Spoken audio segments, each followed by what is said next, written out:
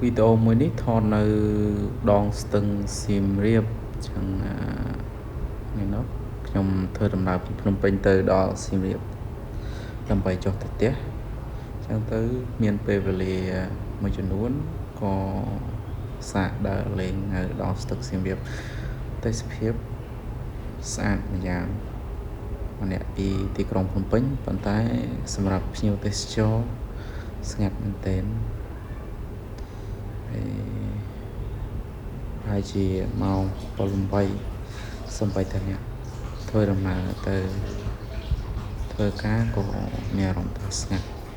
ប៉ុន្តែការរៀបចំនៅបរិស្ថានអរគុណបងគាត់ឲ្យរៀបចំមកដែរដើម្បីដងស្ទឹងសៀមរាបស្អាតដូចដើមអរគុណខ្ញុំបានដើរធ្វើដំណើរថ្មើរជើងទៅដល់ហាងកាហ្វេមួយដែលកំពុង viral នៅលើ TikTok ហើយរយៈពេលមុន